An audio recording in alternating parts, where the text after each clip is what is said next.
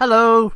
This is the second of a two-part season finale of Season 4 of My Favourite Game. If you want to go back and listen to the first part of this two-part finale, then check out myfavouritegame.net for all the details.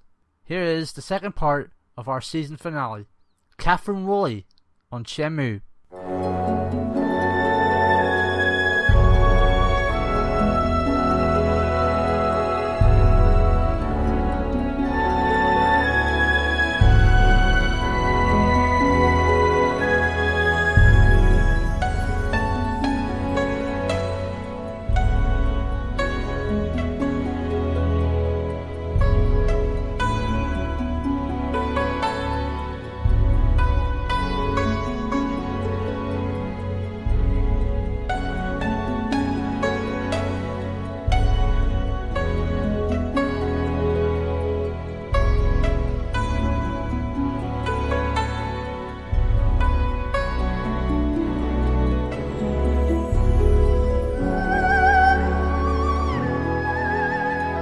Shenmue had a day-night cycle. Like, it was the first of its kind, at least in a game. Like, how did you find that? I suppose it was kind of the first of its kind. Well, certainly for a big title like Shenmue, I don't know. Yeah, it's a big title. Like, I'm trying to think if I think Harvest Moon on the SNES might have had a night cycle. But yeah, like for the kind of big world that it is, it was the first kind of true one. Especially because you had, like a wristwatch on your watch that you could like bring up to look at the time, especially if you had to meet someone at a certain time. I thought it worked well in the it gave you limits on what you could do, so you couldn't waste your day. If you needed to make sure to do something in that day, you had to be like, okay, I need to walk to here. And then you realise how long it would take to walk in Shenmue to get from like your house to the city. Which I'm sure, of course, it was over-exaggerated with how quickly time went. And it worked so well, except for if I was walking back home and it was getting so late that I can't remember what time it was that Ryu would be like, I need to get home now. I don't know if it would be like midnight or 11 or maybe 1 a.m., somewhere in that kind of area. And then it would kind of show a loading screen and take you back to your bedroom, but it would then mean he'd wake up late, and it would also mean you'd get home even later, and his sleep patterns would almost in a way get messed up. So I liked it for the kind of time limiting factor to try and hone you into what you were doing, but it also became frustrating because I'd be like, oh, but I want to do this all day, and then you don't get to do that because the day's over now and I have to get home and I have to go to sleep and do my training as I sleep and then wake up and then do the next day over and over again. I think with how long it would take you to walk somewhere, sometimes you almost spend half the day getting to a location, which maybe if they changed the balance of how long it took or how quickly time passed, it might have changed it up quite a bit. But even with that said, I think it worked really well in the game. I think it's probably the first game where I really kind of played with a proper kind of night cycle, or day-night cycle. And then it was just nice because, if you woke up early in the morning, it would feel like an early part of the morning, and the same with nighttime. So, like, if you were walking around in the city, there wouldn't be that many people around during the day in the early hours, whereas when it came to nighttime, you'd have all your drunk businessmen walking around, and other people going to parties and stuff like that. So I think it was good that the day-night cycle wasn't just there to limit you. It was there to add a difference to the world that was then reflected back with everything. Because, shops shut at certain times. Buses only run at certain times. People won't be around until, the early hours of the morning. I think it helped add that extra grounding for it being a Japan simulator.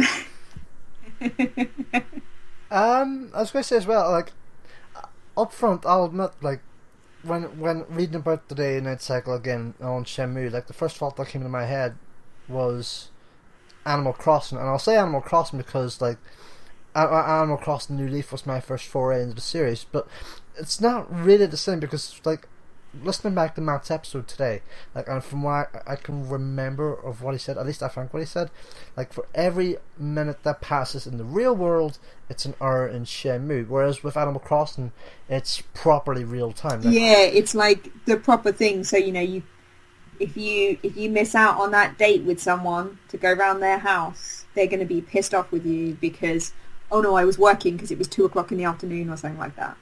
But then, yeah, like, I think it's a shame because that kind of, the proper day-night cycle like Animal Crossing has, it works really well in that it's a game that they expect you to be playing when it's, light hours. You're not going to be playing it when you should be sleeping.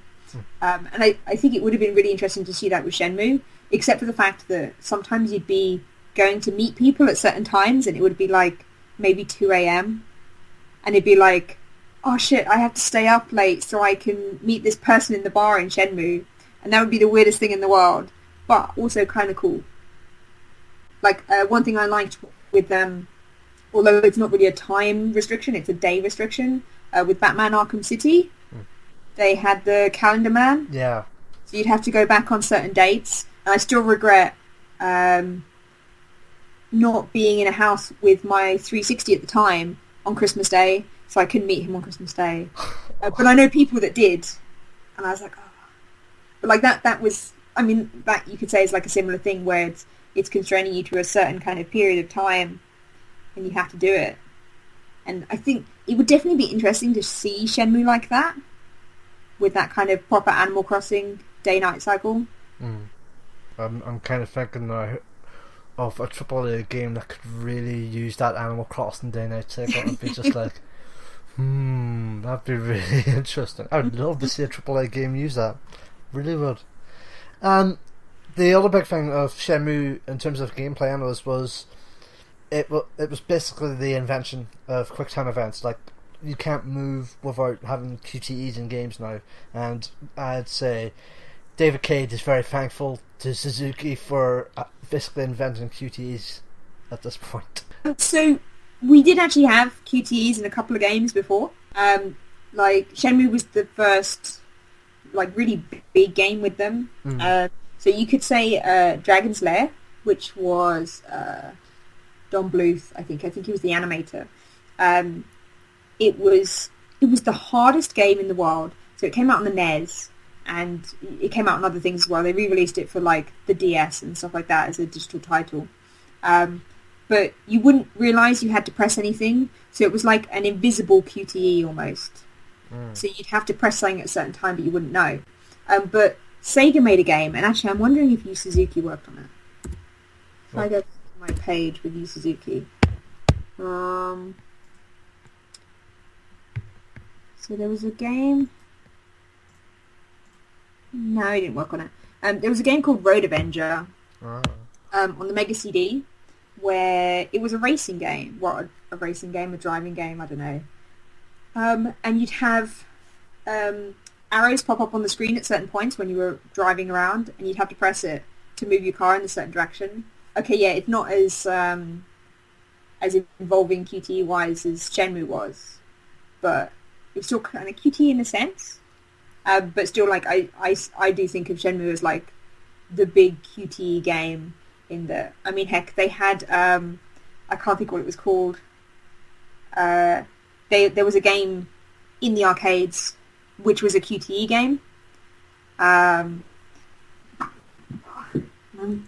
sure this must say somewhere in it what it was called. It was basically like you literally just have a button pop up on the screen and you had to press it. And it was an arcade machine that you would be playing on with it. And I found it the weirdest thing, but it was so addictive to play because you'd want to get a high score in it.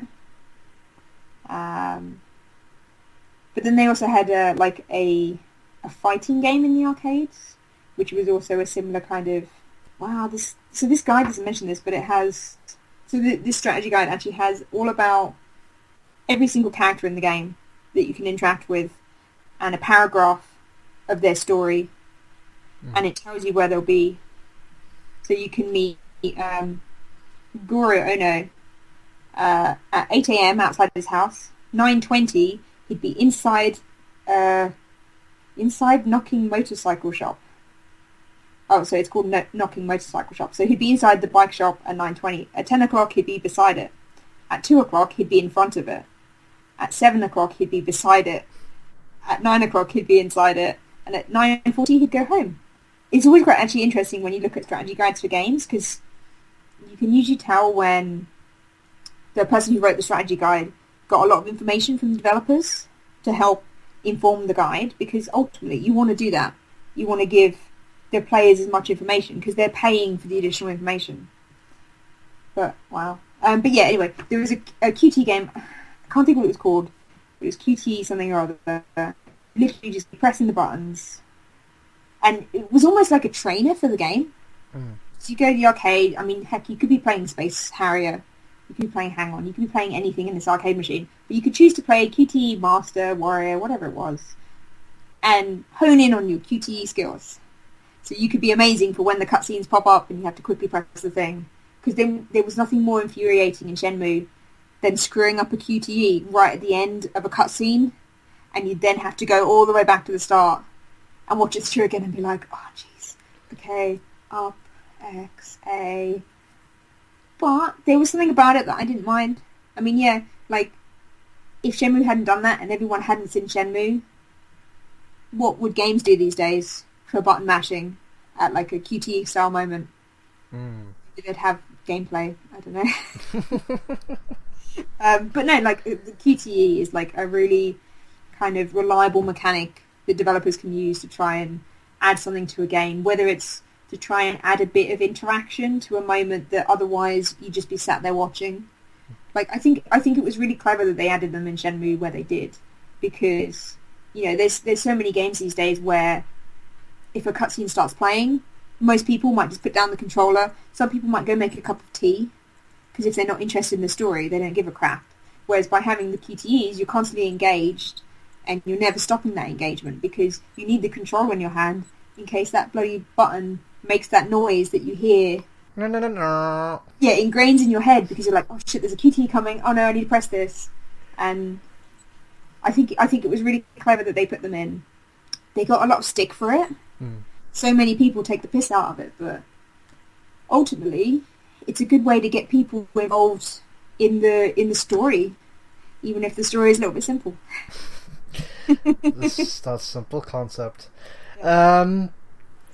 What about the fighting system in the game? That, like, how did you find that? Because obviously, as Virtua Fighter, it's a 2D fighting game. Within Shenmue, it's a full 3D fighting system. Like, yeah, go into that a little bit. So, I never really enjoyed the fighting system.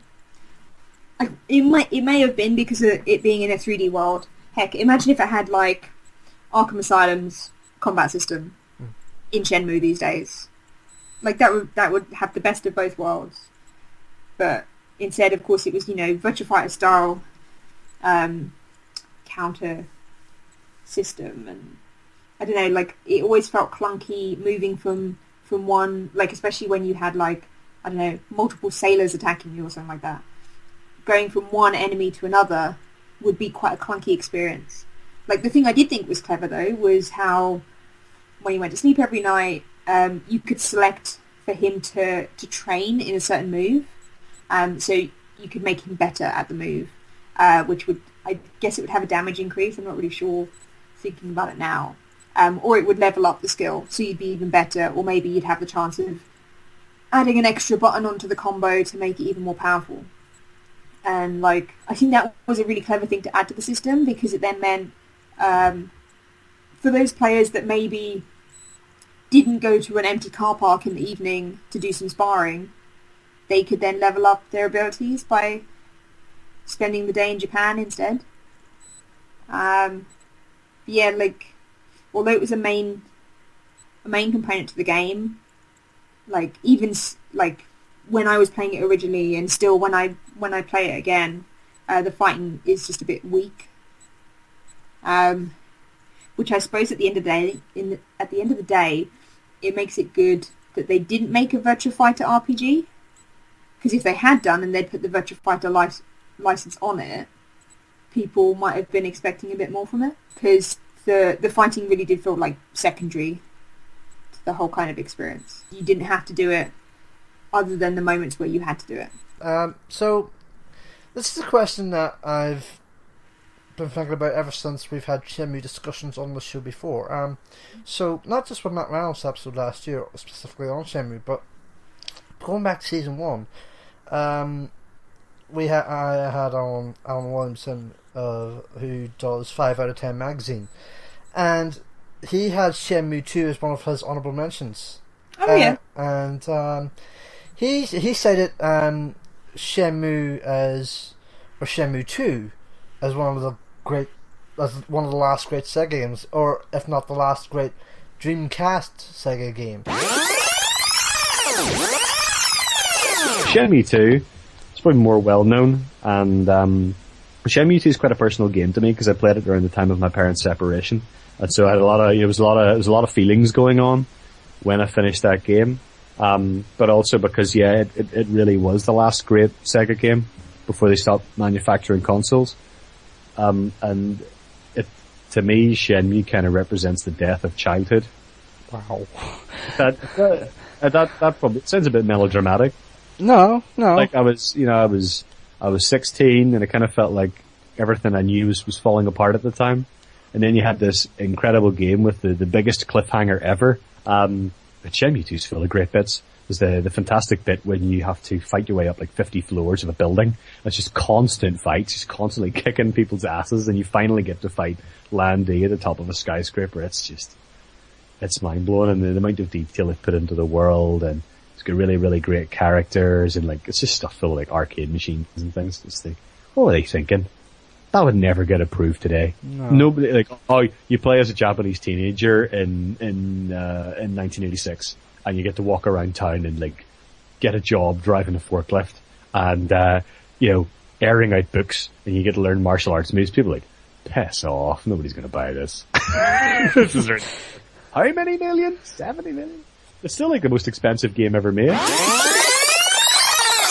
He cited Shenmue 2 as one of the last great Sega games, or if not the last great Dreamcast Sega game. So, and in tying that in with how you found Shenmue 2,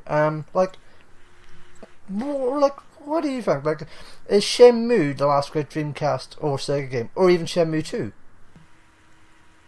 I'm trying to think of what some of the last what some of the last Dreamcast titles were. I think Shenmue 2 might have been my last. Like, I bought Shenmue 2 like brand new. Like, my copy of Shenmue 2 is the copy I bought when it came out, because I pleaded my mum. I was like, I need this game. Please, please, please let me have it. Please. And she nicely got it for me. And like, I think of it as maybe the last title that I got. But then it almost rounded the Dreamcast off as like, this is the end of the Dreamcast. I'll enjoy this game. And like, you could tell that it was potentially near the end in a way, because they didn't give it English voices like the first game. Oh, and then childhood me was kind of like, oh, I wonder why they're speaking Japanese. Oh, why didn't they make it the same as the first game? Why is this? And then, of course, the Dreamcast died, and all the games that came out near the end became incredibly rare, and you had trouble finding them.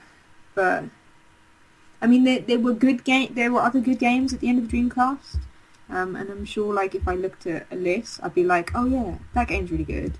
But ultimately, I can't really think of anything else in my eyes that is the last good game on the console other than Shenmue 2, because it's such a great experience, and it just showed, like, especially with Shenmue 2, even more what the Dreamcast could do, because Shenmue 2 had such larger environments. You had outdoor environments, not city environments. You had like these like amazingly lush, kind of green, watery, kind of rural environments. And even just when you went to Kowloon, you had the wall and stuff like that, and it just looked stunning, and it did really work as maybe a last great title on the Dreamcast because of that, because it was kind of like, this is what the Dreamcast can do. Here's our last amazingly pretty game.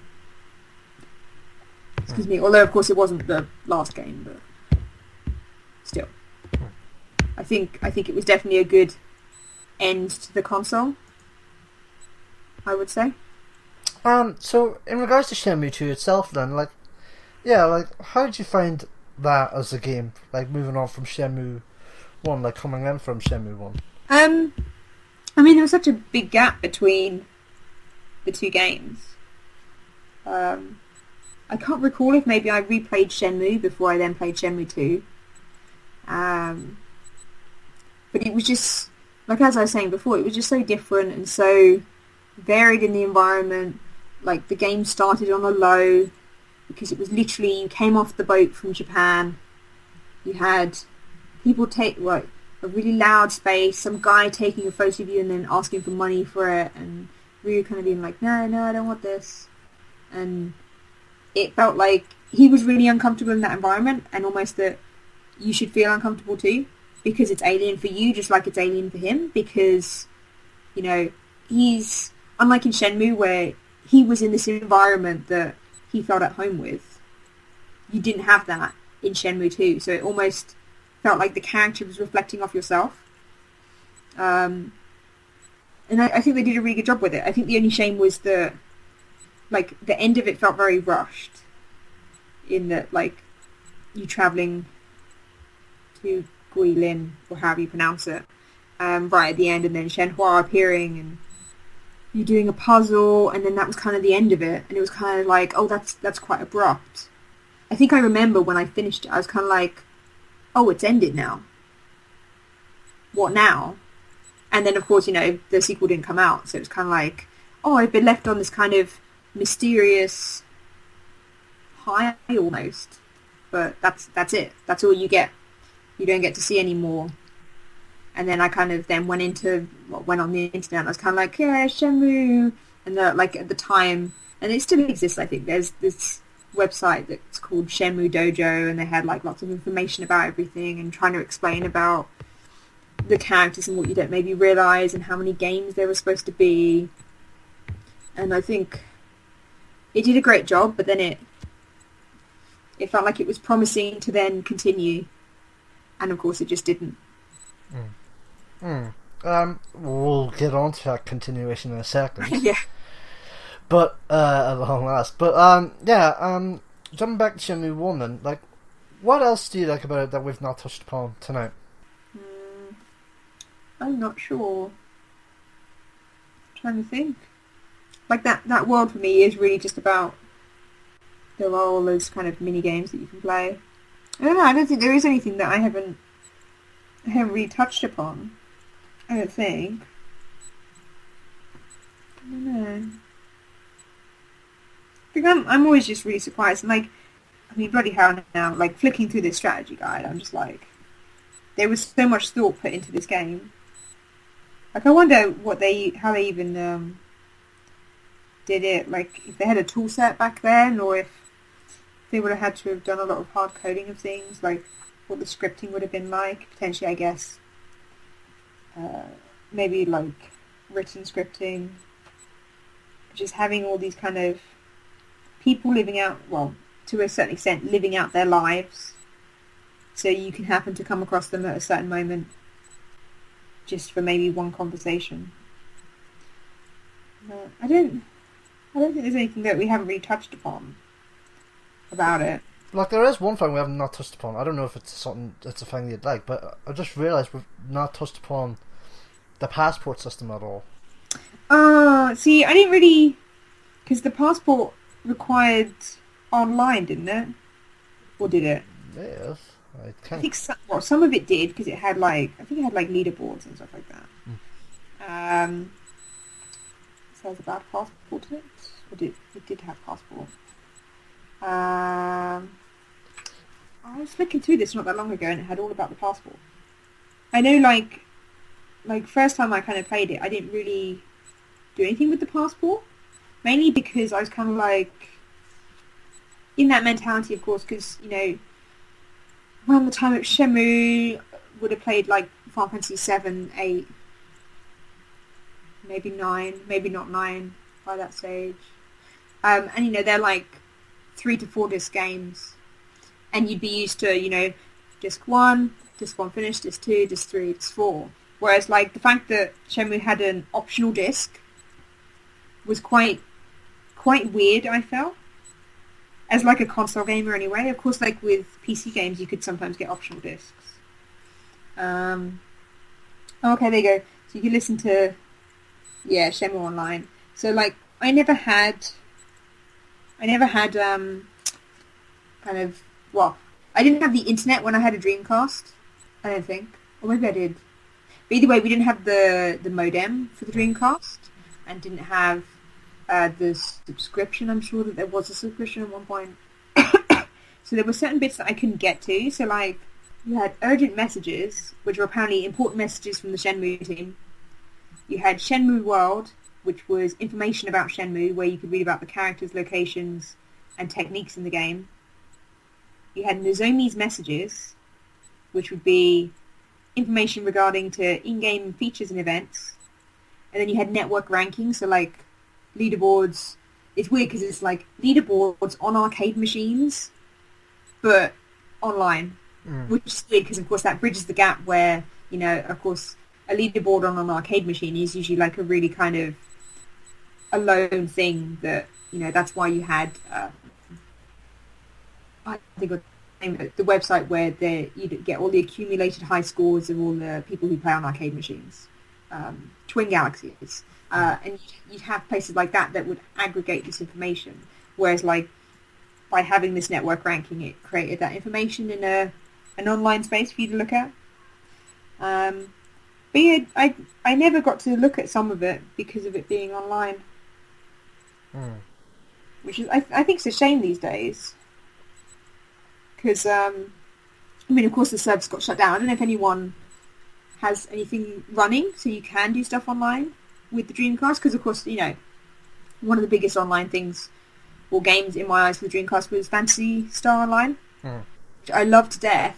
But I didn't have the internet, so all I could do was just play it again and again on my own, which I guess is really lonely. But yeah, bloody hell. So there was a bit in the passport called Everyone's Space, and you could cash in your cans and slot machine prizes, and you could trade it for hard to find collectibles within the game. Like, that could have made things easier. But yeah, and now you could access Shenmue.com. But yeah, I never... That's one of the main reasons I never really speak about the passport, just because I couldn't... you could get some information from it. But for the online-only stuff... Downloads. Like, this says there were downloads for it as well. However, of course, like with the passport, you could look at... Because it would load in your save game data from the VMU. You could get information from that. So you could rewatch cutscenes. I don't think I ever did that. I know you could do it, I think, on Shenmue 2 on the Xbox. You could just do it natively within the game itself, if I remember right. And that was always quite interesting, but... I don't know, I never felt the need to rewatch any cutscenes from the game. Maybe because I had bad memories of QTEs or something like that. But then I think one thing I might have used it for was that you could listen to the music of the game within the passport. So I have a feeling that I might have done that like sometimes and just put the Dreamcast on, put the passport in, played tracks from Shenmue and just done stuff in my bedroom, for example. But yeah, I think it's a shame that although I like the game so much, that it was a feature that I didn't really utilise. And I suppose you could compare it these days to like, I don't know, like the use of second screen apps for games, which of course kind of died out a little bit because I haven't picked it up, but I hear that The Division didn't actually have the second screen stuff that they showed off originally. I think that was canned. Just oh, was it? Yeah, it was canned about a year before the game came out. Or no, sorry, a year and a half, 2 years before the game came out. So yeah, it was canned a good while ago, anyways. Yeah, because I'd compare like the passport to that kind of out of the game information that like you'll find a lot of people generally don't look at. A good example of this actually would be Watch Dogs, because that has a really good second screen experience. Oh, does it? Yeah, like people say what they will about Watch Dogs. That's fair, but there was a really good second screen experience with Watch Dogs, where like if I can kick over my iPad, like if my friends were playing Watch Dogs on PlayStation 4 or Xbox One, this was basically more or less cross-platform. Like you could use this on any of your friends on regardless of whatever platform on Uplay, from what I can remember, and obviously the player would have to give you permission, but I could go into their game on the iPad, not full seamless 3D go into it, but like there'd be a map of Chicago, and I could hinder them or help them and whatnot. Like I could, like if I want to hinder them, like if they were in a cop chase or whatever, I could turn off the traffic lights, or I could bring up a roadblock or whatever, stuff like that there. Like I thought Watch Dogs did the second screen experience. Like say whatever people want about the game, that's fair, but I think Watch Dogs did a great second screen experience. Well, yeah, because like it was a really big thing, you know, a few years back to add a second screen experience to that, and it's a kind of adding more to the game outside of the game, so someone else can enjoy the game while someone else is playing. And not that you would do that with the passport when someone else is playing Shenmue, but I think of it as that kind of, you know, it's a bonus disc almost, where some people may put that bonus disc in their console, some of them might not ever touch it. I suppose I'd liken it to that, and I feel bad that I'm kind of one of those people that didn't really touch it that much. But then if, you know, with half of the content not being available, I think it must have been that in my eyes I thought, passport, all of that's online, so I can't access that on my Dreamcast.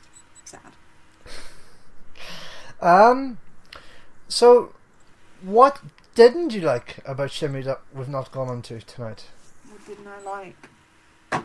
Well, I suppose I've kind of complained about, well, I've talked about the story in its simplistic manner. I suppose I've gone on about how the fighting in my eyes is quite weak. The dialogue's a bit iffy. You could say the voice acting's a little bit iffy as well sometimes. Where someone really doesn't they really don't sound how they look. But then that adds the kind of comedy value to it. But I don't know, like, I'm sure, heck, if I played it tonight, I'd probably be getting annoyed with things, I reckon. But I can't really think of anything I didn't like about it, other than, like, frustrating QTEs, or maybe, like, you know, as I said before, like a dodgy fight where something goes a bit wrong. I do remember a mission where you're sneaking into a warehouse in Shenmue 2. Is that Shenmue 2? I think. That I found a bit annoying, but I think I just like the game so much. That's really bad though, as like a designer. I should be complaining about all the issues with the game. But I think when I have it in such high regard in my mind that I like the game and the experience, other than the fact of, you know, I suppose I have been critical throughout the not great story, the experience that allows you to not give a crap about the story and just do whatever you want, which feels then like they didn't care so much about the story and they just cared about the environment. The fact that it, with the time system and how that worked, that you could spend half a day moving somewhere when there's no way that you could have gotten there quicker. The fact that it could also be really easy to, I suppose that's an issue, it could be really easy to miss, like, an appointment. Not that it would always be an appointment, but, like, if you had to go somewhere at a certain time, you could be not around a corner that you needed to be, or you could be just outside of where you need to be, or, like, you could think you had to be inside a building at the time, but actually you had to be outside of the building for the event to occur, which, in a way, is, I suppose, it's not really sloppy scripting as such, but it's being very specific for if a player doesn't realise the exact location they need to be in, that an event doesn't occur, and then the player's just like, what, I've been here for the whole day, why didn't this thing happen? So I suppose that could be an issue that could have been addressed more easily. But then, like, these days, if you addressed it with like a more recent kind of game, it'd be that there'd be a big arrow pointing into the building, or, you know, a sphere on the ground that you have to go towards. So maybe it comes in from the whole idea that they're not holding your hand, because games back then didn't hold your hand. So yeah, I guess that's it. I think otherwise I really quite like the game, and I know about all the issues I have with it, but I kind of see past those because I enjoy the experience of being in Japan. Shenmue Japan Simulator. As a designer then, like, what would you change from a design perspective? See, I'd be tempted to, I'd say, like, remove the combat system, but that would completely change the game. It's just basically a life simulator at that point. Well, yeah, then I would just be playing a simulator. But, you know, that's not always a bad thing. However, you know, I imagine, you know, the addition of the combat would have been, you know, from the Virtua Fighter background that Suzuki had. And then also potentially a need to feel that they had to add more to the game to make people want to play it. Because, you know, with its simple story, you couldn't just get someone based off that. And I'm sure in Japan, if they were like, hey, you can play a game and it's like you're in Japan, they'd probably be like, well, why would we want to do that? We can do that if we go outside. But yeah, I think maybe looking over the combat system, but then I always find it hard trying to think of how you can improve a game that was developed, you know, back in the 90s, because I don't know what they would have had available to them, or how easily they could change things, or what kind of thoughts people have in their minds. But ultimately, like, if it was like Shenmue nowadays, I would bring in examples of games that had really good combat systems. So, for example, like I said before, Batman Arkham Asylum, you could always bring in an Assassin's Creed to try and bring that in. Just any game that has a really nice, fluid combat system. You could almost bring in something like God of War as well, because the combat system is great in that. And just kind of bring in all these games together. Look at the key points that make those games good for what they're doing, and see how you could incorporate that into Shenmue. Especially because, you know, the fighting system was a large portion of the game, because if you weren't talking to someone, you might be fighting with someone. So an improvement on that, I think, would help, which, of course, if you were then revamping the game anyway, you'd probably be looking at stuff like that. So I think that would be the main thing I'd improve, because, like, you know, you don't want to make the story overly complex anyway, because the story's there to just bring you along on this quest that Ryu has, and you can't really change the dialogue. You don't want to change the voice acting, because that's just something that is like a mainstay. Yeah, it's not something that would really change what people think of the game. Sure, it might change the vibe that people have, so it might be a more seriously toned game than a more kind of, oh, this is really funny, haha, kind of thing. But I think because the combat system is an integral part of the game, I would look at improving that, and the best way to try and make a good system is to see what else is around and see how you can kind of incorporate the best bits of everything into something else. I usually ask about people's top 3 games in the series, but then there's only been 2 with a third coming, so there's not much point asking. Shenmue 2, what I could say is, so I'm still wondering if I prefer Shenmue over Shenmue 2 or not. Then there's a good chance we need to do over this episode. But I'd say, like, Shenmue 2 English, so like the PAL version on the Dreamcast with the Japanese voice acting, and then Shenmue 2 Ooh, actually no. Then Shenmue Japanese voice acting. There you go. So Shenmue makes it into the top 3 twice, and then Shenmue 2 is only in it once. Good. That's a good way to put about it. So I will ask this then as the actual question then. Like, what is Shenmue's legacy? As silly as it is to say this, because it does have a massive legacy already, but like, it's more than just what we know, because obviously, as well as Shenmue, like born out of Shenmue essentially is the Yakuza series, and not just Yakuza.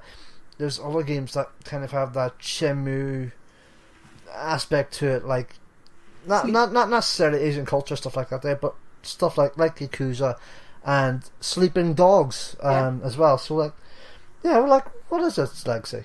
Well, I do like to think of almost Yakuza being the game that spent more time on its combat system, because like Yakuza's kind of, it feels like there's more to their combat system, and that is the main focus of the game, alongside the story.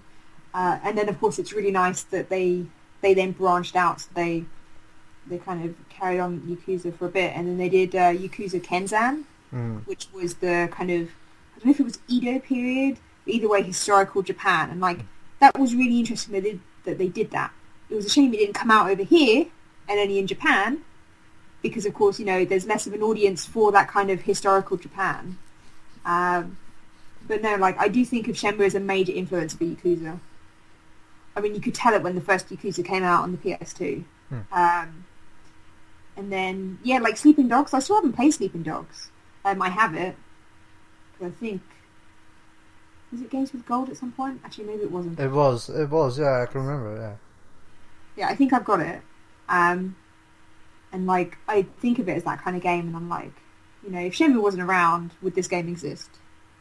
And you could say the same with Yakuza. I'd like to try and think of something that's more Western and call it an influence, or having been influenced from Shenmue. Could you technically say Grand Theft Auto, at least since 3, because like with 1 and 2 it was top down, and Shenmue, the original Shenmue, came before 3, and 3 was when it all kicked off. Yeah, you could actually. Yeah, you probably could say that somewhere down the line, Rockstar may have seen Shenmue.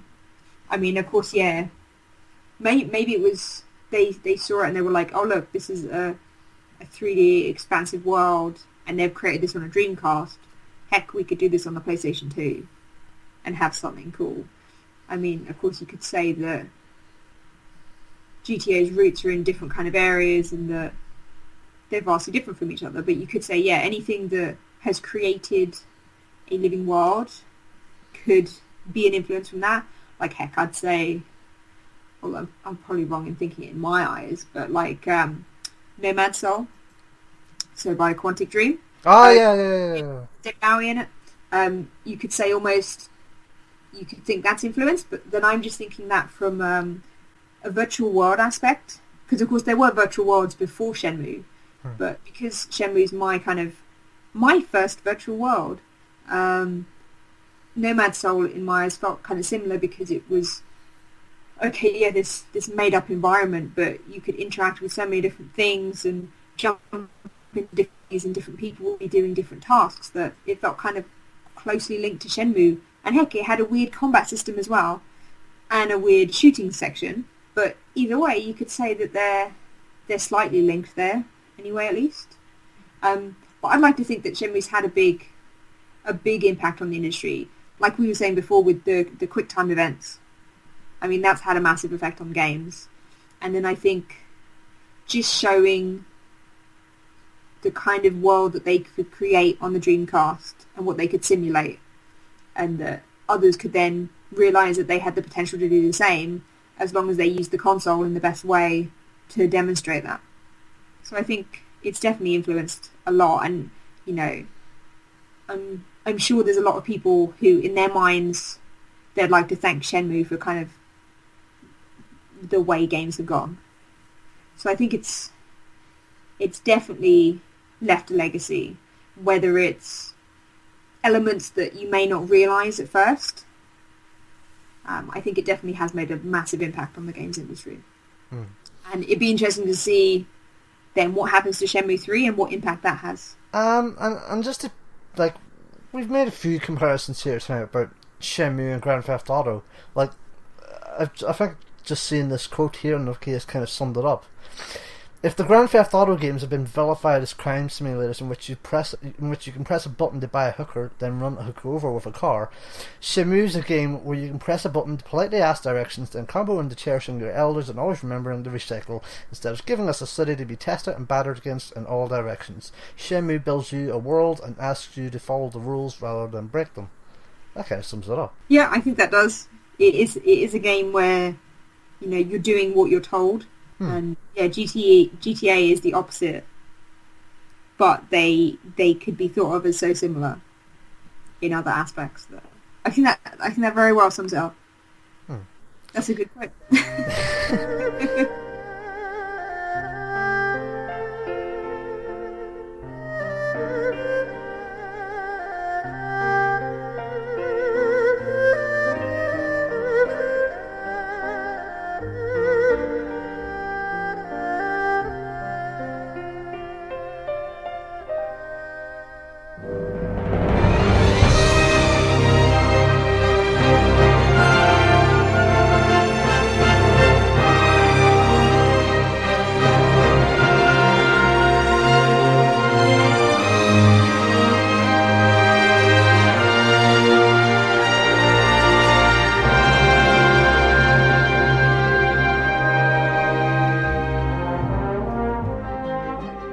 Honorable mentions, go for it. Okay, so if I'm talking Dreamcast era, I'm going to say Jet Set Radio.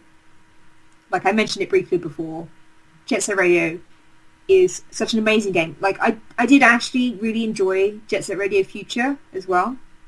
I know a lot of people bash Future for its simplicity that they added, and some people just didn't like the choices that they made, but I really liked both games. I liked that you could see like a natural evolution between, well, with the characters between Jet Set Radio and Jet Set Radio Future. How like Gum had her distinct look in Radio, which I felt was the better of the two, and then in Future she looked completely different. So you could feel that you had the same characters in an environment, but the environment was different, the characters were different, so it felt like a natural evolution of the series, I suppose. They both had amazing music. I have the soundtracks for both games because it's stunning. There's some tracks that you can't actually, well, that don't exist on the soundtrack, and I had to hunt them down to be able to get them. Like some of which I had to buy like random Japanese albums to be able to get the songs. Or discover or other awesome songs of the Japanese musicians that made some of the songs. But yeah, like Jet Set Radio, just the art style, the music, the gameplay, it's still so tough to play. Like the game is hardcore. Like if you don't get your head around the way you need to react with the controls, you'll get to a certain stage of the game where that's it. You can't progress any further. However, with Future, which kind of, through making it more simplistic, I guess the game was made more accessible. And then it was a lot more of an easier experience in order to be able to finish the game. So I finished Future, whereas I haven't finished Jet Set Radio. So I found Jet Set Radio tough. But I'll still go back to it, and I'll still try and get past the bits that I get stuck on. And I'll love the character design of the characters you play as, the characters that are like opposing gangs and stuff like that. It's an amazing game, and I'm so happy that Sega did like a re on Xbox 360 and stuff like that. Like, when was that? Like 4 years ago now, maybe? More or less, yeah. And like, it's just nice that I can access it on other platforms now. Also, just to hear the music. And then, so I mentioned Link's Awakening. How many honorable mentions can I have? Is there a limit? Well, not too many. Like I would say, let's say, I'll give you 10. Oh, 10. Hell, I've only got 4 so far. So Link's Awakening, like I find a lot of people like A Link to the Past more, and Link's Awakening kind of, it feels like a clone of A Link to the Past on the Game Boy, and so then it suffered with potentially not looking as nice until they did the deluxe version for the Game Boy Color, which brought it to life, basically. But like, I read the most interesting article about it, maybe last year now, and it was someone comparing Link's Awakening to Twin Peaks, and saying how Link's Awakening is like a David Lynch game in the by relating it to Twin Peaks, that the characters that you meet in Link's Awakening are like doubles or doppelgangers of characters from Zelda games or even Mario games. And that it's like this weird kind of alternate reality version of Zelda, which it really is. And I don't want to spoil it for anyone that hasn't played it, but you should play it through to the end so you find out actually what's going on in the game. And I think that's one of the reasons why I liked it, although it's also like what you could call a bit of a cop-out on its ending. But like, I like that. Like, that was the first Zelda game I actually completed. I finished that before I did Ocarina or A Link to the Past, and Majora's Mask and everything like that. So like, that's one of my favorite. That is my favorite Zelda game, really. I should mention up front, like, I asked when I asked Molly Carroll of Chucklefish and about Majora's Mask and the similarities to David Lynch, because Molly's a big David Lynch and Twin Peaks fan, and like, I just thought Majora's Mask reminds me of Twin Peaks a bit. Like, I've only started watching Twin Peaks immediately ahead of the new season coming up, but it's interesting that you mentioned Link's Awakening being Twin Peaks, not Majora's Mask, because I've always kind of commonly associated Majora's Mask with Twin Peaks now after that episode. Well, yeah, because as well as that, because Majora's Mask is like such a really batshit Zelda game, like, just with all the characters in it as well. And like, Majora's Mask is amazing, and like, I'd never actually thought of Link's Awakening in that sense until I read this person's article, and I was just like, oh my god, I hadn't thought about this. This is amazing. Why has no one made this comparison before? So I thought it was really clever. But yeah, like, I'm a big fan of Link's Awakening, and I really like it when I find out that other people really like it too, or then when I find people that never played it because it was only on the Game Boy. I'm like, go download that shit. You can get it on the DS, I think, through the digital stuff. I can't think what they call it. They're backwards compatibility stuff, whatever they refer to it as. So then, like, another game I mentioned earlier as well, World Ends With You. Amazing game. Once again, similar to Jet Set Radio, it has an amazing soundtrack. Like, maybe one of my favourite soundtracks on the, like, DS games. I think, actually, there's a lot of similarities, you could say, with that and Jet Set Radio. Music, amazing character design. I think that's... I'm trying to think of the guy who did the art on it. I think he did a lot of Square Enix stuff in the past. Tetsuya Nomura? Yeah, there you go. I was going to say Nomura, and I wasn't sure if that was him. I think it was him. And yeah, it's got this amazing art style. It's set in, like, right inside Tokyo, so you've got that nice kind of, like, Japan feel to it. And then the combat system works really weirdly at first because you have to get your head around it, but then it just makes sense, and then utilizes, like, gestures with the touch screen with using swipes or different motions.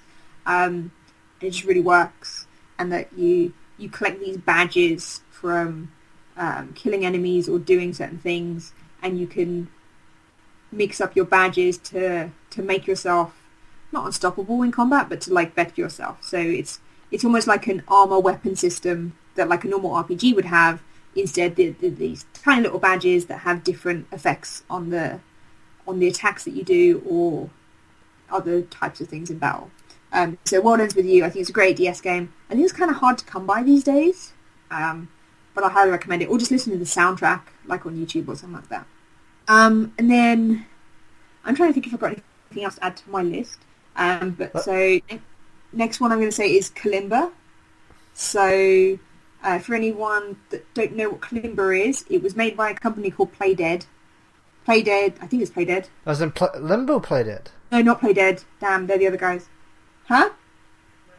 Press Play. Press Play. I've been talking about the two companies very recently because, of course, Press Play got closed when Lionhead got closed.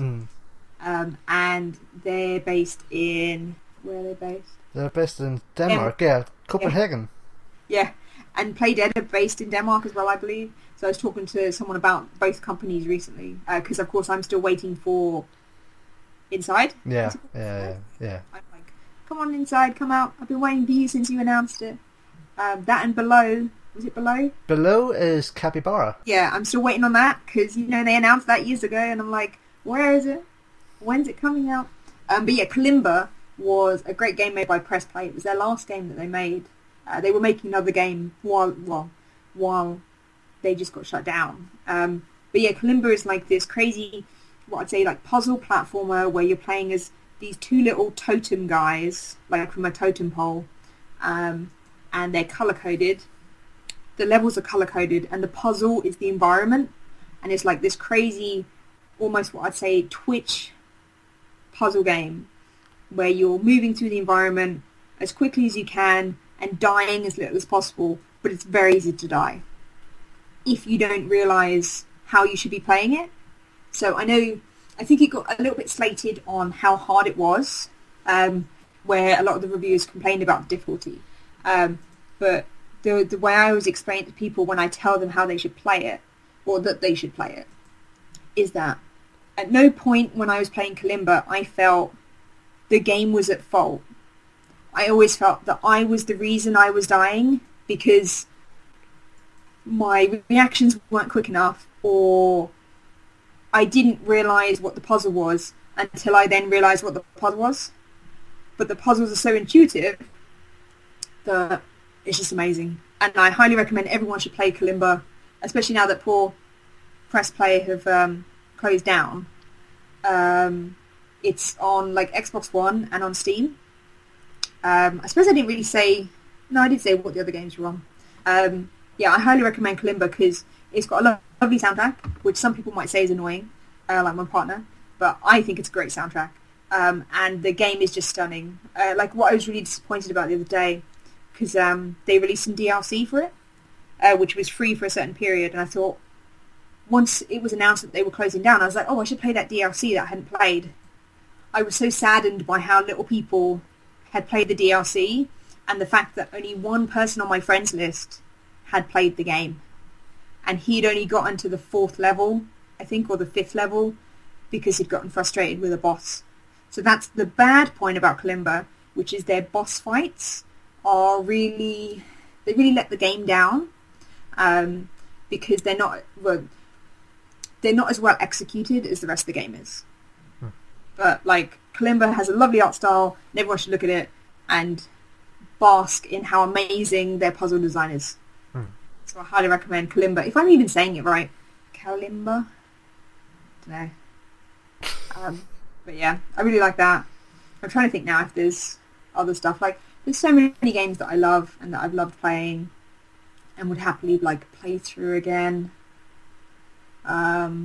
Like I should stress 10 is the upper limit, so like if you have any less than that or whatever, it's fine, but 10 is the upper limit. I'm trying to look at what I have. I feel bad like not saying things. Although one game I quite liked. I liked Catherine. It was biased when I say I like a game called Catherine when my name is Catherine, and sometimes people think I'm joking because I say there's a game called Catherine. But that hardcore games that. And I loved the fact that the developers apologised that the game was too hard because they play tested it so much with themselves that was the reason the game was difficult. And it was difficult, but it was also, I suppose, a little bit batshit crazy. That you've got, you know, sexy Catherine with a C and your girlfriend Catherine with the K. And I love the fact that they used the different ways to spell Catherine to play on the different characters. I thought that was like a clever thing to do. But that was an interesting game because only if you had to learn how to play it, but you had to teach yourself the tricks to make yourself better at playing it, which I really liked. Yeah, I don't know. Like, there's tons of games. I know after this podcast, or recording this, I'll be like, I should have said this game. Like I was saying earlier, I'll think of all these games and be like, oh, I said that. It's like games that I play nowadays and games that I've played in the past. That, yeah, there's so many good games out there, and I wish that when people went to choose the games that they'd play, they wouldn't just go off a review, because so many people dismiss games that maybe don't even get reviewed or may have a few bad reviews, and because maybe it doesn't have, I don't know, an 80 Metacritic or something like that, they won't buy it. And I think it's a shame because, like,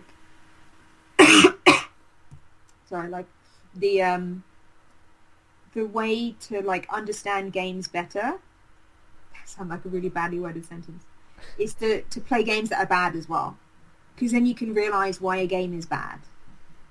Although, of course, you've usually also got the other circumstances, like, from a game's development, you don't know what happened or why something might be in a bad place. But you can kind of think about that and try and gauge the reasons for that.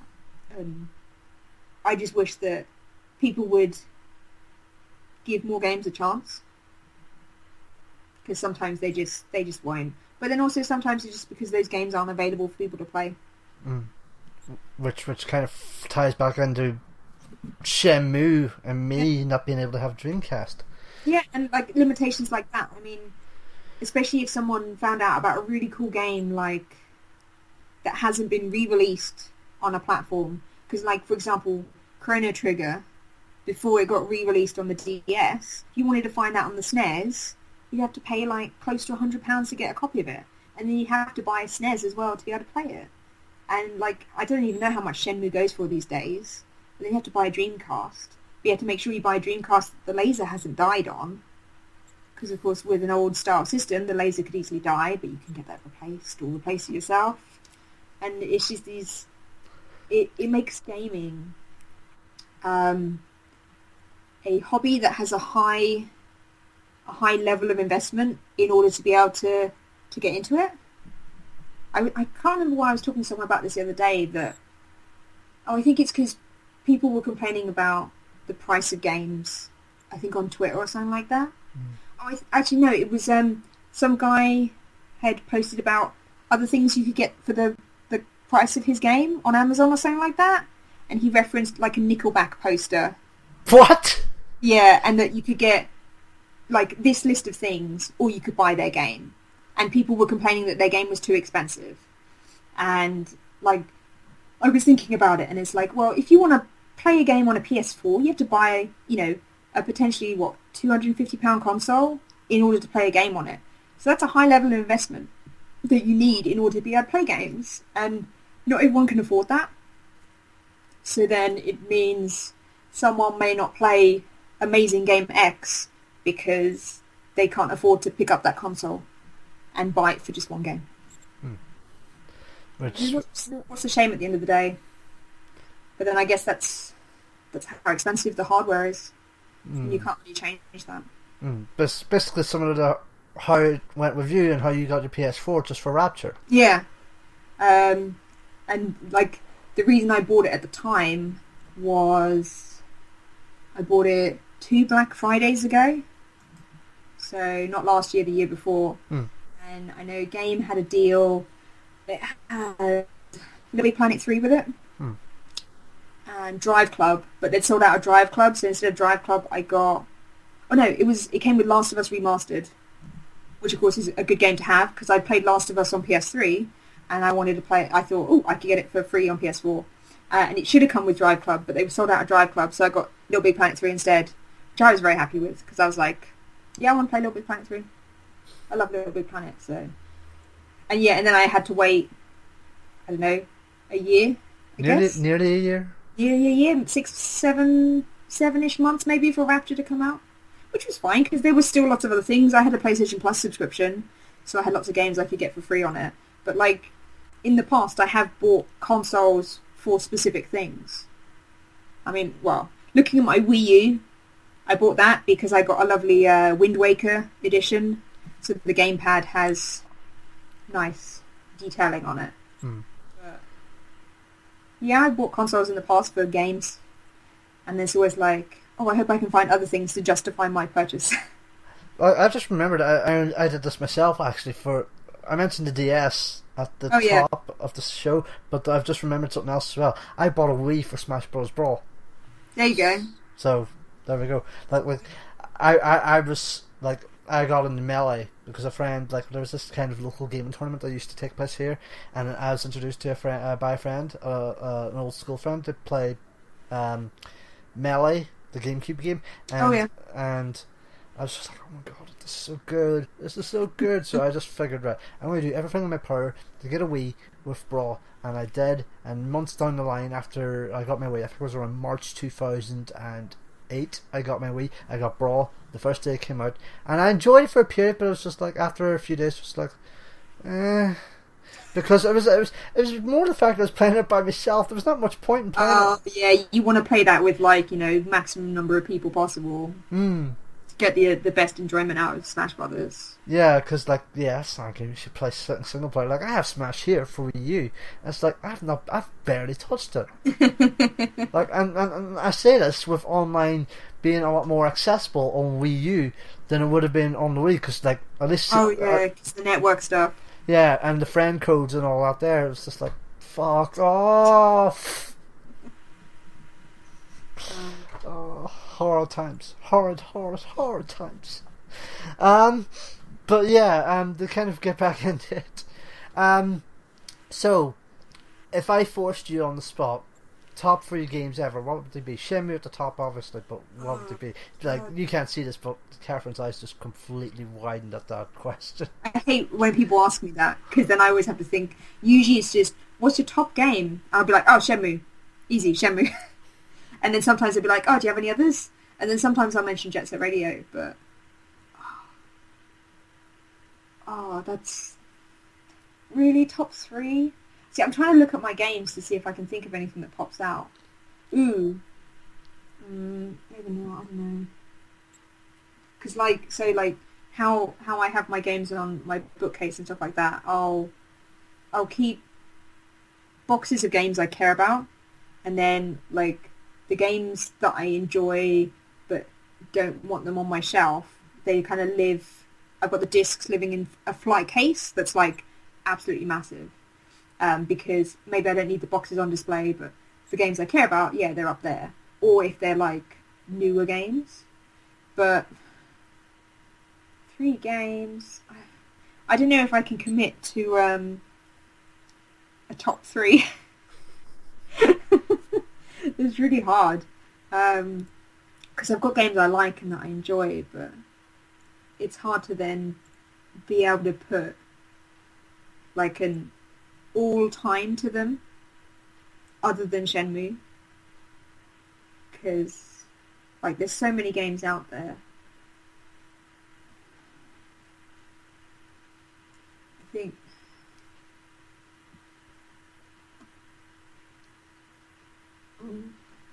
I'd potentially put We Love Katamari in there. I think We Love. But then... So I like Katamari Damacy. I really like We Love. And then, although it wasn't by Keita, I like Beautiful Katamari as well. Yeah. Because Beautiful Katamari felt like it was trying to simulate what We Love did, but on the Xbox 360.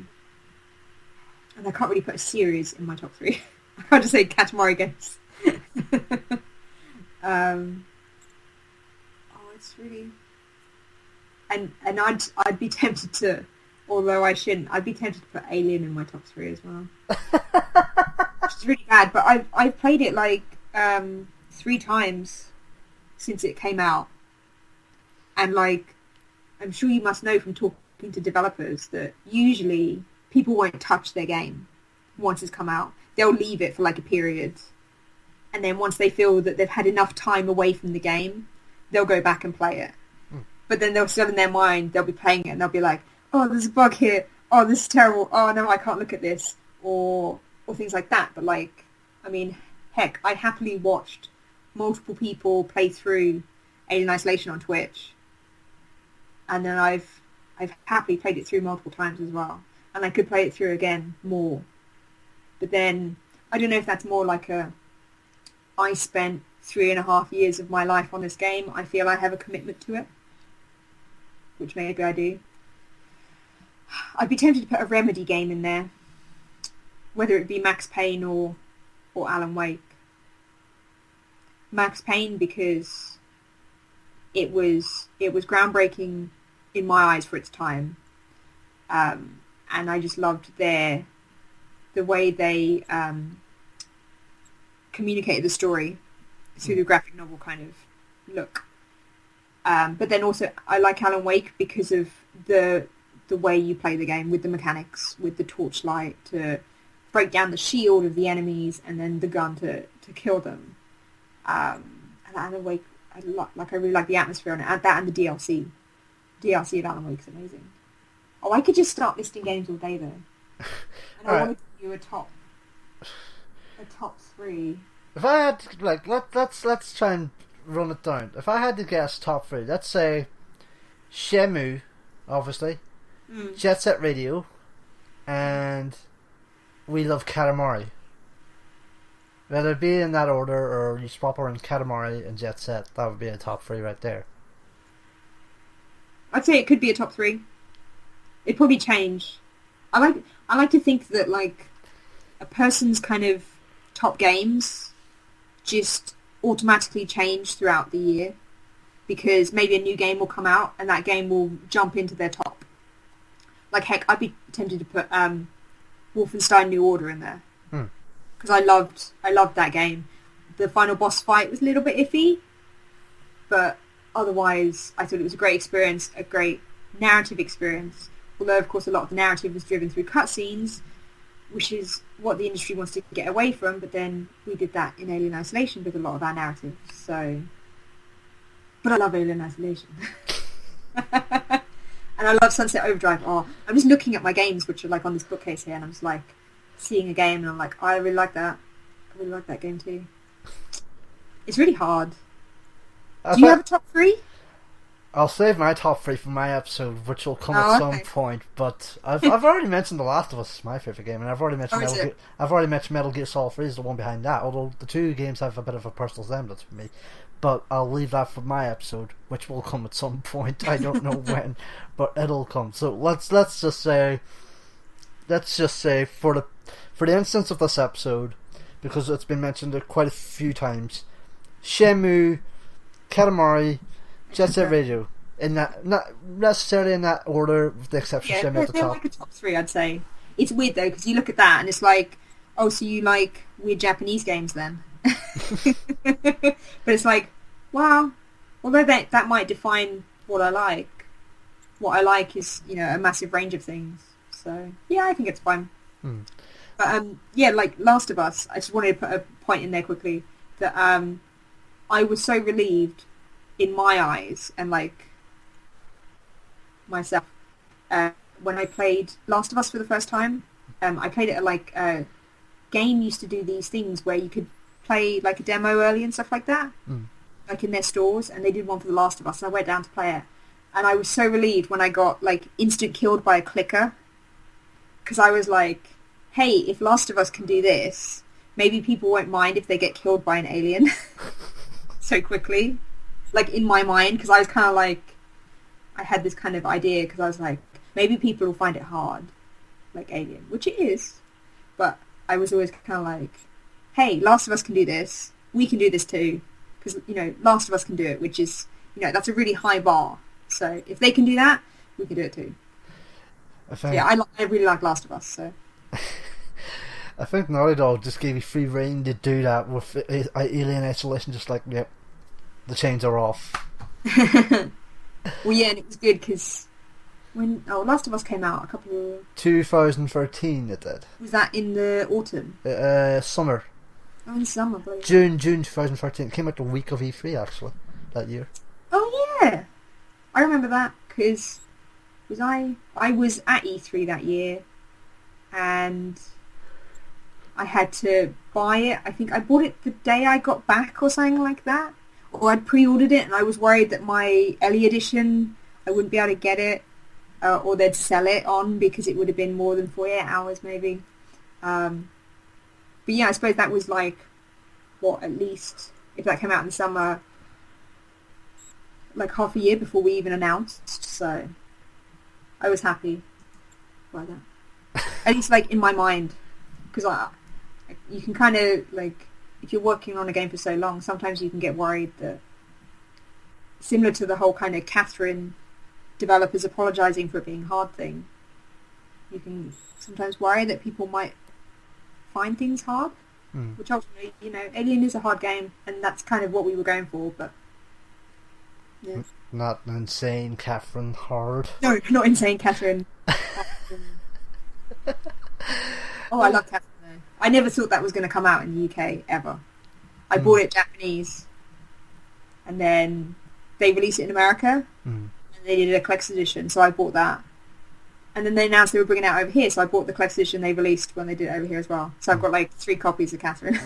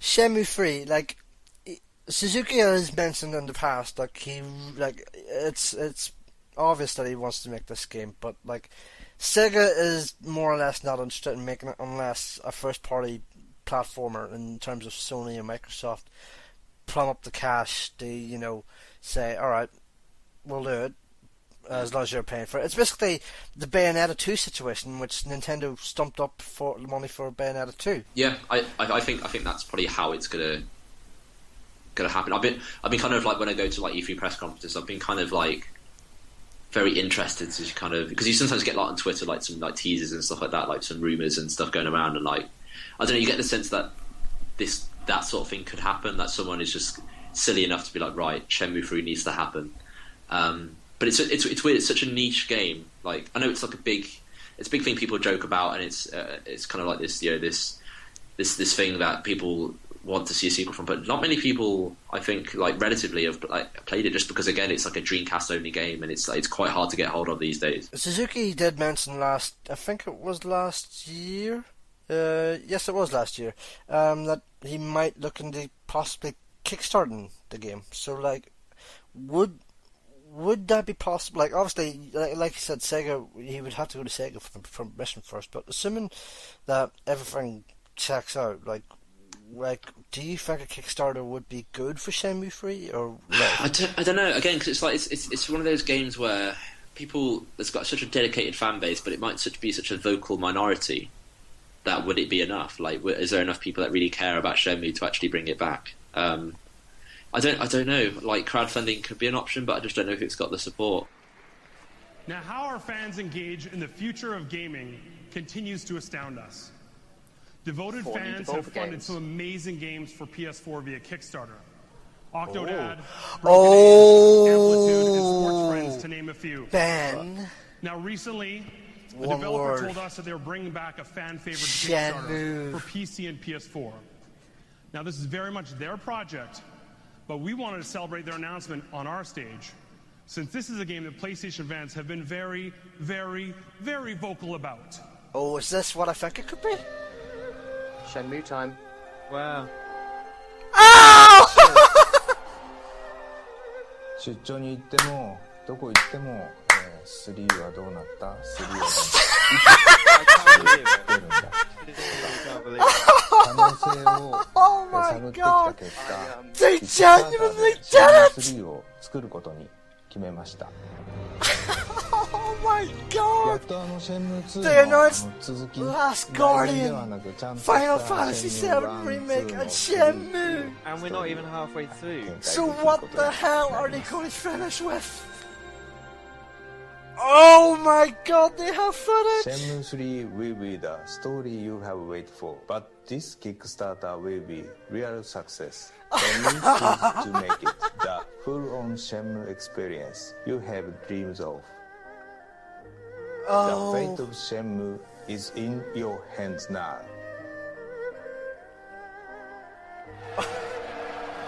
Oh my god!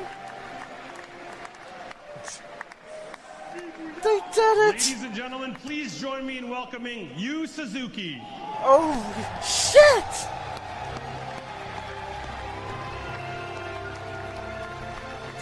How are you doing? Thank you. Oh my god. Hello everyone. Suzuki on a stage. All right, are we ready to get it started? Okay, let's count down. Count it down, guys. 5, The 4, Kickstarter's live now. 3. Oh, that is adorable. Oh, that is gift material!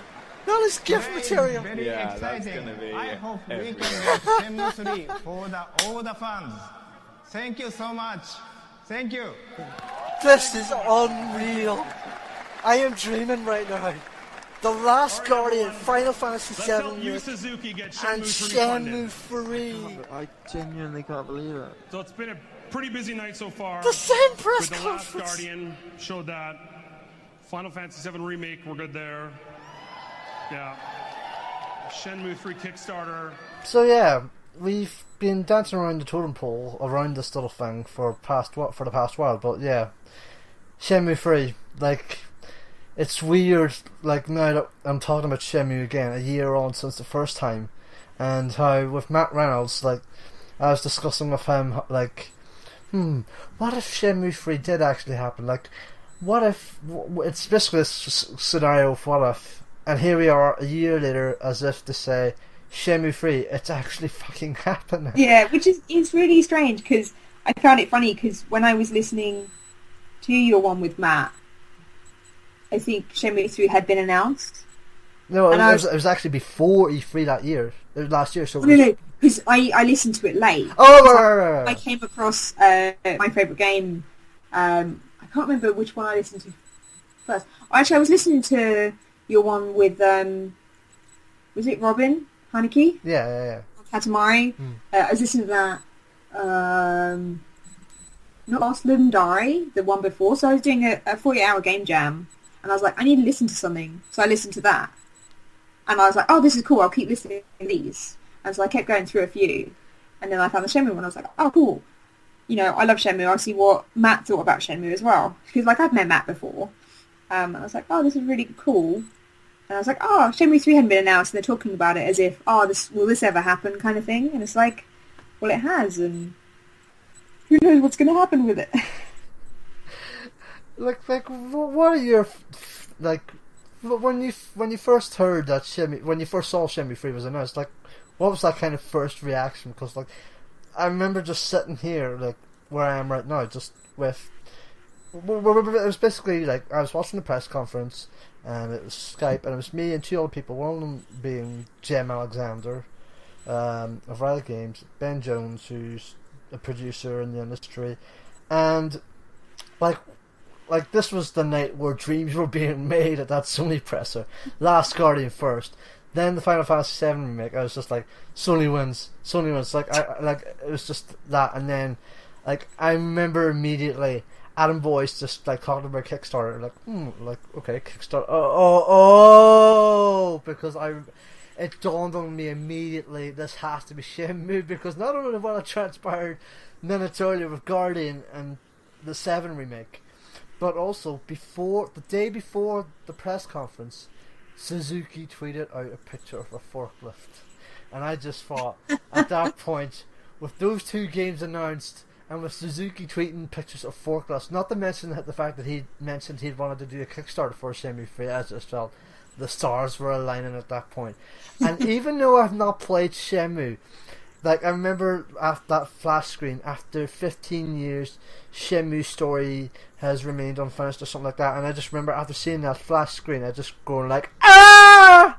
Just screaming out. It's not as if to say, oh my god, Shenmue 3 is real, it's just like, oh my god, they actually announced all 3 of these games back to back to back for us. I was just like, Jesus Christ. It was unreal. Like, what was that like for you? I don't think I stayed up to watch. Or did I? Because it was at E3, right? Mm. Yeah, the Sony conference would always be the last conference of the day, of course. Because it'd be Microsoft. It's Microsoft, EA, Ubisoft. EA, yeah. Oh, Ubisoft, EA? No, it's Microsoft, EA, Ubisoft, Ubisoft and Sony. And I was just like, I woke up in the morning and I think I'd seen like a few people on my Facebook or something like that mentioning Shenmue. I was like, what are people talking about? And I looked at that, I was like, oh my god. I was like, oh wow, there's a Kickstarter here. Wow, okay, I can back this. What the hell do I back? And like, because in the past when I've done Kickstarters, like sometimes I backed it a lot more than I probably should have, like money-wise. And then with others, I've tried, like, especially recently, because I did back a lot of Kickstarters. I was kind of like more hesitant in putting lots of money in. I was like, shit, what do I go with? You know, I love this game. And then like Charlotte was backing it as well, and we were just like, which one do we go with? Like, should we go with different ones, or should we like pull together and go with like a higher up one or something? And I just thought it was crazy because I never thought that would happen. Like, I wouldn't have thought it would happen with Kickstarter. Like, and I mean, because I never really knew if Sega still had the IP, or if Suzuki had it, or if it was floating around in some kind of weird ether. And yeah, it's like, wow, Kickstarter, all the things. And then of course Sony saying that they'd help back it as well, didn't they? Yeah, in terms of promotion, I don't know if they said yeah, for development. They said they'd help it out somehow, I think. Yeah. And I was like, that's amazing. When will that come out? And then it's kind of like looking at Kickstarter and being like, well, what does all this stuff mean? Because like I was opening it up to try and find it. Let me look at the page. I think the thing that worried me was like their wording of their stretch goals. I was kind of like, what does it mean? What kind of game does this mean they're going to make?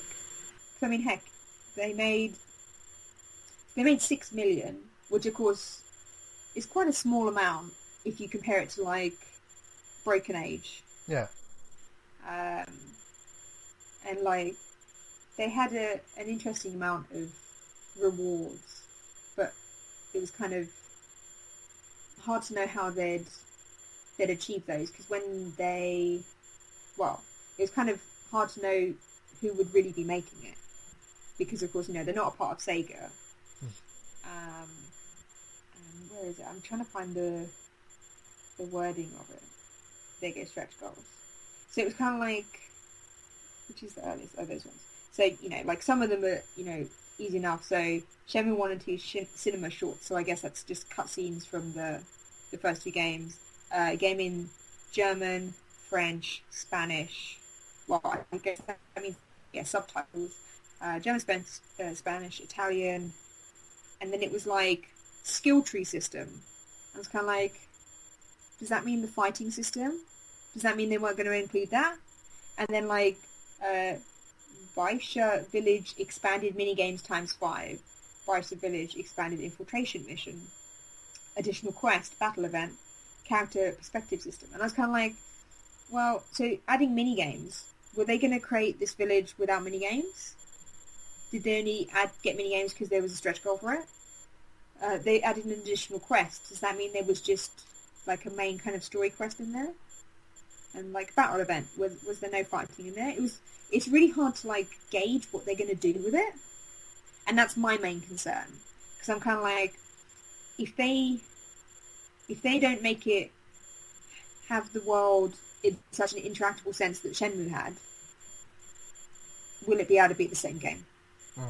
Or will it not? I mean, of course, the other difference is the fact that because you finished Shenmue 2 in a rural countryside kind of location, Shenmue 3 is of course going to start in that kind of location. So does that mean you wouldn't get anything like the first two games anyway? Because you're in this countryside and there's no convenience stores for you to go to, or no forklift trucks for you to race, or no boxes for you to carry. What kind of experience is it going to be? And unfortunately, there's no information to what it's going to be like until they give us some kind of trailer or something, I guess. I suppose that's it's my concern. I mean, I backed it and I happily put money towards it, and I'll see whatever they make and I'll play whatever they make, but ultimately I don't know if it will feel like it's trying to be Shenmue 1 and 2, or if it will feel like it's naturally trying to progress the story and the experience of Shenmue that we were supposed to have. Because of course it's great that Yu Suzuki's on board, because he had the original direction and vision in his mind for when he was making the whole game, well, the whole series of games. So hopefully it will go the way he was wanting it to go, but then you could question did Shenmue 3 not happen before because the Dreamcast died?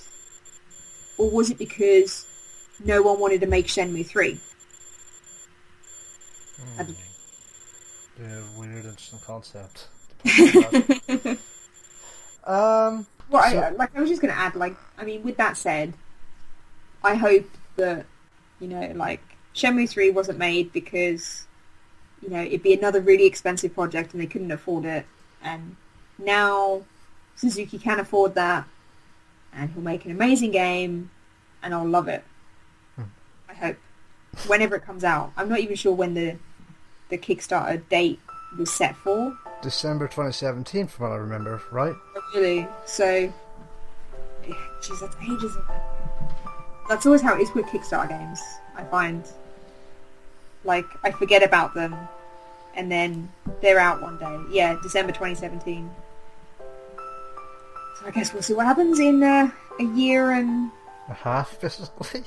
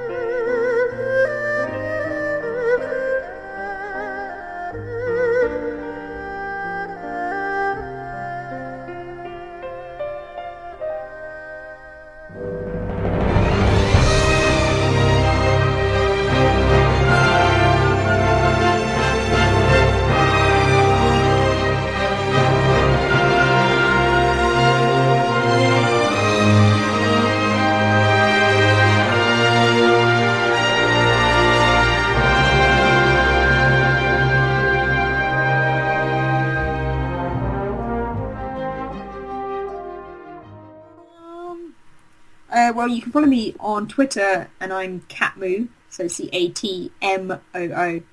So think if you have a cat and a cow, and the cat tells the cow to go moo.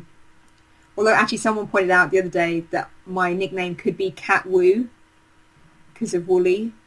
And I thought he'd call me Catmoo, and I was like, oh, did you just call me Catmoo? That's kind of cute. And he was like, no, Catwoo. It's like, oh, that's cool. Otherwise, I don't really know what else I should really promote. I mean, of course, keep an eye on news for Halo Wars 2. We're busy working away on that.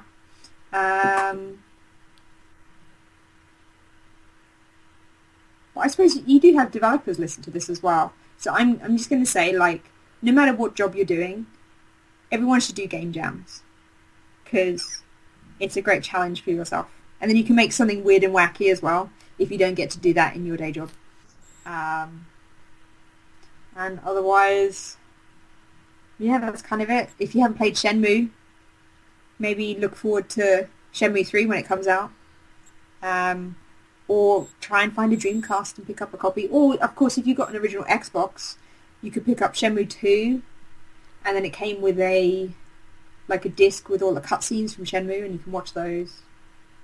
And then play Shenmue 2, but then you'll have the bad voice acting, or the not as good voice acting, so don't know if I really want to recommend that. But yeah, I suppose just follow me on Twitter. That's my main kind of thing. And just to follow on top of that Shenmue remark, if you want to get hyped more for Halo Wars 2, play Halo Wars on BC on Xbox One. Oh yeah, it's in the. Is it in the preview? It's in preview now. Yeah. Yeah, it's in preview now. Or you can pick it up on Xbox 360. It's a cool game. Like, loads of people still play it. It's amazing. If you go on the Halo Wars website, you can see how many matches are.